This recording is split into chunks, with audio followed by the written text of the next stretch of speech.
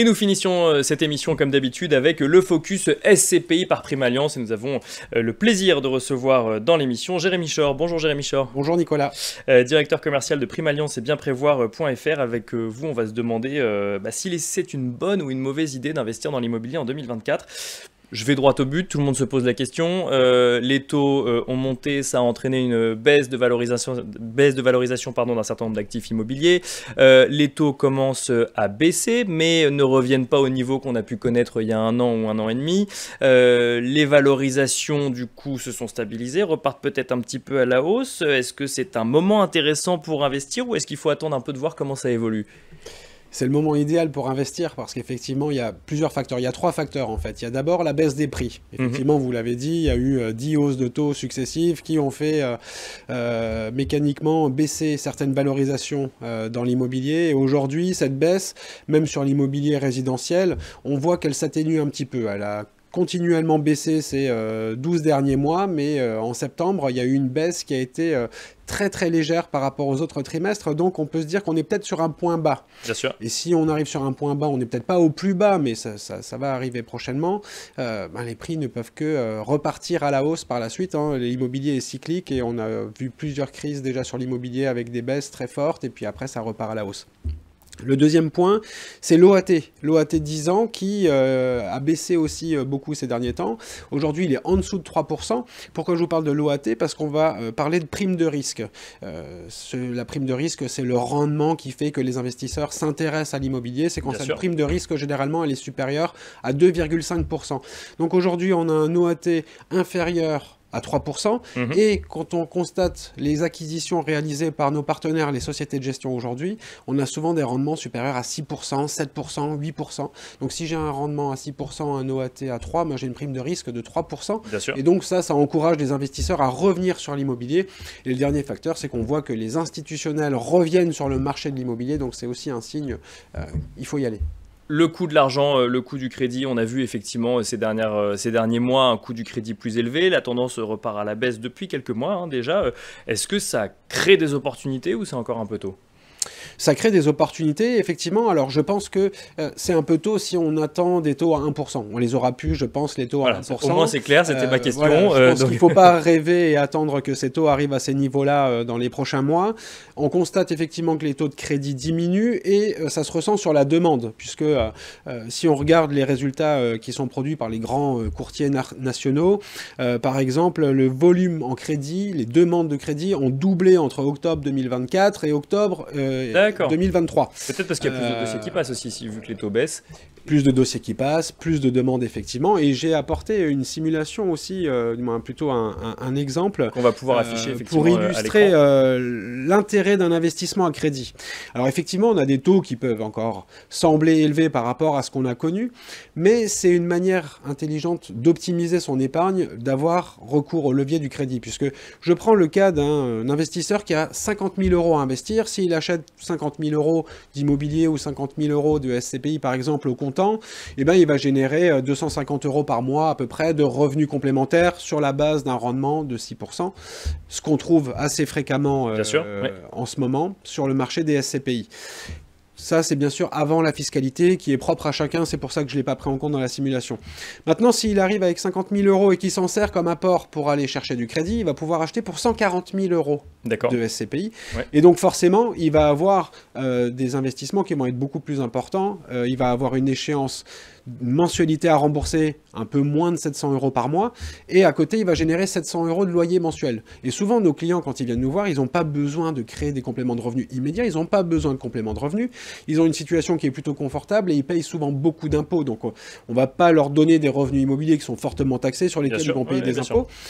Donc on se sert de ce mécanisme-là pour aller les endetter, leur permettre de créer un patrimoine beaucoup plus important, et donc à l'issue du remboursement du crédit, ils vont avoir 700 euros par mois de loyer supplémentaire, au lieu de 250 s'ils avaient acheté avec 50 000 euros au comptant.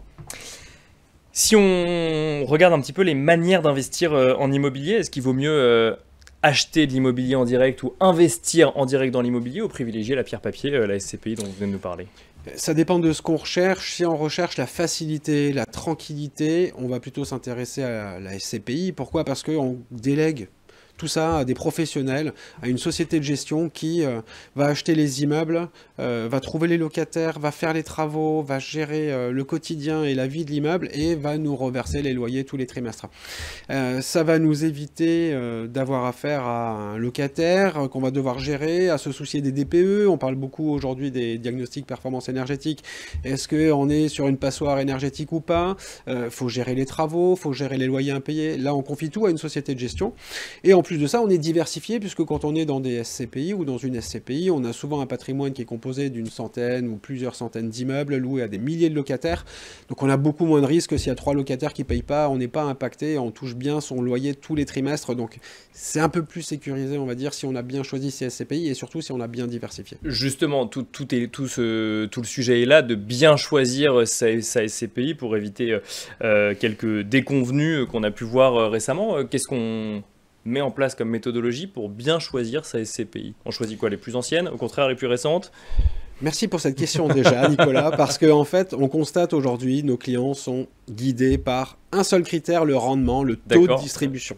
Alors c'est vrai qu'il est important puisque c'est le rendement et donc les fruits de son argent et ce qu'on va récolter. Mais il ne faut pas regarder que le rendement, il faut regarder plein d'autres choses. D'abord, c'est la qualité de la société de gestion. Qui est la société de gestion? Qui sont les hommes ou les femmes qui dirigent cette société de gestion? Et on connaît un peu leur background, leur CV, on sait voilà, qui sont les bons professionnels sur ce métier. Et c'est très important parce que c'est géré par des humains. Donc c'est important d'avoir des vrais professionnels à la tête des SCPI. Après, on peut aussi regarder le critère de la collecte. Aujourd'hui, faire beaucoup de collecte, c'est très bien. Il y a une certaine époque, c'était pas bien de faire beaucoup de collecte parce qu'il fallait investir l'argent vite dans des mauvaises conditions. Aujourd'hui, vous avez compris, on est dans un bon moment puisque les prix ont baissé. Et donc, c'est intéressant d'avoir beaucoup de collecte parce que c'est les sociétés de gestion qui collectent aujourd'hui, qui vont saisir les bonnes opportunités, qui ont du pouvoir aujourd'hui en négociant au mieux leurs acquisitions sur des rendements élevés. Après, on peut aussi regarder la granularité, c'est-à-dire la diversification. Je préfère une SCPI, par exemple, avec une capitalisation de 150 millions d'euros qui va avoir 10 immeubles à 15 millions plutôt qu'une qui va en avoir 3 à 50 par exemple, on sera beaucoup plus diversifié. Puis on peut regarder bien sûr des éléments comme le taux d'occupation financier, voilà, il faut regarder beaucoup de critères pour choisir la bonne ou les bonnes SCPI.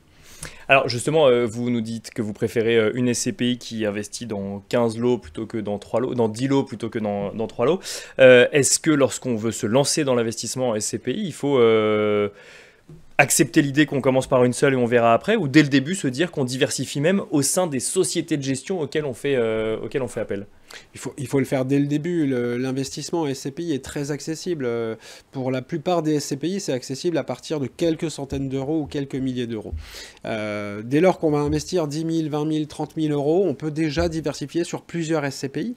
Alors aujourd'hui, bien sûr, il y a beaucoup de SCPI diversifiées qui existent sur le marché, donc elles vont avoir des bureaux, des commerces, de la logistique, de l'hôtellerie, etc.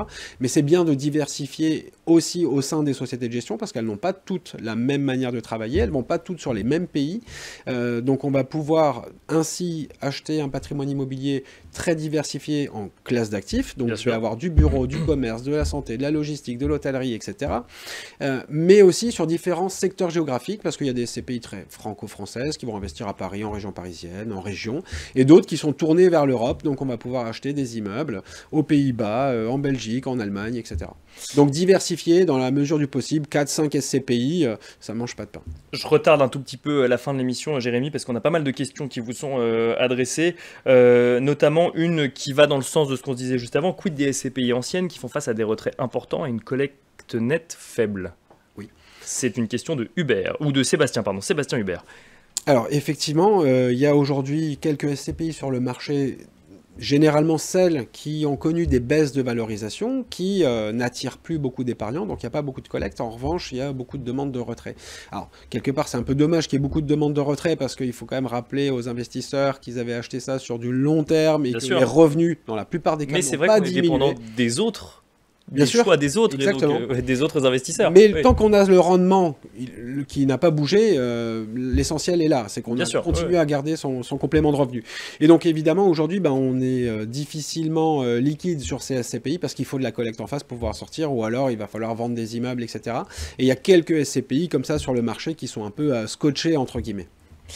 Autre question, alors c'est Huguette qui nous demande si vous avez des formations. Alors peut-être pour mieux comprendre effectivement comment fonctionnent les SCPI, c'est quelque chose que vous faites chez Primalliance? Alors, chez Primalliance, c'est bien prévoir. Nos conseillers sont des conseillers en gestion de patrimoine. Donc, pour être conseiller en gestion de patrimoine, bien sûr, il faut avoir les formations nécessaires qui sont obligatoires. On ne peut pas recruter aujourd'hui un salarié, même si il est bien sous tout rapport, mais qu'il n'a pas les diplômes de conseiller en gestion de patrimoine, on ne peut pas le recruter. Donc, nos conseillers, bien sûr, ont validé les diplômes en gestion de patrimoine. Ils ont travaillé sur la partie juridique, fiscale, financière, immobilière, et donc ils ont toutes les compétences nécessaires pour accompagner et conseiller nos clients. La question, effectivement, sur si vous avez des formations pour vous, professionnels, peut-être que la question était aussi si Huguette peut avoir accès à des formations. Ça, nous, on ne dispense pas de formation. On fait régulièrement des webinaires, par exemple, où on fait intervenir des professionnels de la classe d'actifs de l'immobilier ou assurance vie, par exemple, ou autre épargne financière. Mais on ne dispense pas nous-mêmes des formations. Et alors, on a une troisième question, mais qu'on peut peut-être garder comme idée de thématique pour une prochaine interview. C'est l'investissement Malraux. Quels sont les pièges à éviter, Jérémy? L'investissement Malraux, intéressant parce qu'on investit dans de la belle pierre, puisque l'idée de l'État, c'est d'aider à réhabiliter le beau patrimoine français en donnant un avantage fiscal à des investisseurs qui veulent se lancer. La réduction d'impôt est généralement de 30% sur le montant des travaux, et c'est là où peut intervenir un des pièges, c'est que certains opérateurs vont vous proposer des opérations avec des montants de travaux très très importants, sous prétexte de la réduction d'impôt qui sera générée par la suite. Donc il faut être vigilant à l'emplacement, ça reste de l'immobilier, donc comme vous savez on dit souvent l'emplacement, mais en Malraux il faut aussi regarder ce critère-là, parce que le bien que je vais acheter, il va falloir qu'il soit loué, donc il faut regarder aussi le marché locatif, il faut regarder les prix, à quel prix on achète, le foncier, à quel prix sont réalisés les travaux. Et là aussi on va dépendre que d'un seul bien, donc il peut aussi avoir une alternative. Les SCPI, il y a des SCPI Malraux qui existent et qui vont permettre de mutualiser. On va faire appel à une société de gestion qui va acheter 10, 15, 20 immeubles, qui va les réhabiliter en bonne et due forme avec les architectes des bâtiments de France, etc. et qui va mettre ça en location par la suite. Donc ça va générer des compléments de revenus et de la réduction d'impôts. On finira là-dessus. Merci beaucoup Jérémy Shore de nous avoir accompagnés donc dans le Focus SCPI par Primalliance. Et c'est la fin de Parlons Placement. Je vous rappelle que vous pouvez retrouver tous les épisodes en replay et je vous dis au mois prochain.